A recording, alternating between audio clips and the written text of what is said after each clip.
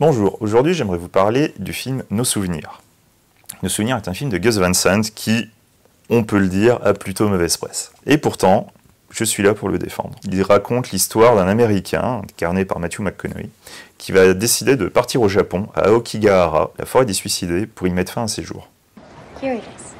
Would you like to book your return flight now? No. All right. I need your bags up here, please. I don't have any. Au moment de passer à l'acte, il va rencontrer un homme, blessé, perdu, qu'il va aider. Le film commence comme un road movie et petit à petit va se transformer en survival. Et la particularité de Nos Souvenirs, son originalité quelque part, c'est que le personnage principal de ce survival ne veut pas vivre. Il va essayer de sauver quelqu'un. I walked that direction. I could not find any trail. Ce voyage de survie par humanité va lui permettre de se souvenir de son couple. L'histoire d'amour entre Matthew McConaughey et Naomi Watts va être montrée à travers des flashbacks. Et ces instants sont suffisamment touchants pour arriver à émouvoir le spectateur sans totalement sombrer dans le mélodrame, comme on pourrait s'y attendre lorsqu'on découvre petit à petit quelle est l'histoire de ce couple.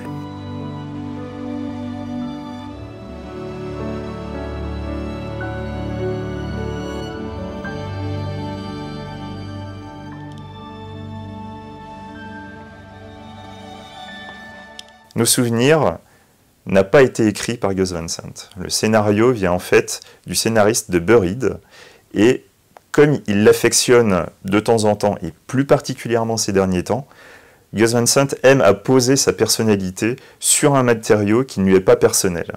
Ce film parle en fait d'un motif récurrent dans la filmographie de Gus Van Sant, la mort. On peut parler même de cycle de la mort au sein de sa filmographie. Ce cycle est né en fait de la perte de River Phoenix, acteur avec qui il avait tourné Mayon Privatidao.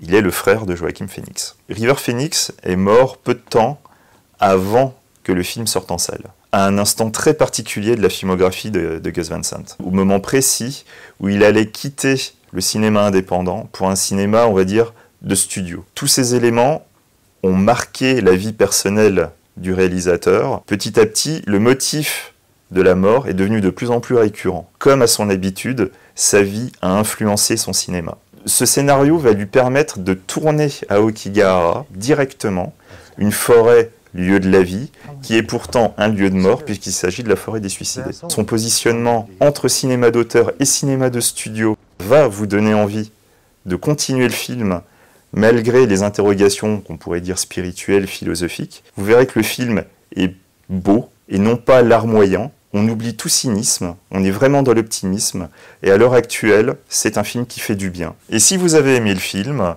vous pouvez laisser des commentaires et ainsi montrer à la face du monde que Nos Souvenirs méritent d'être vus.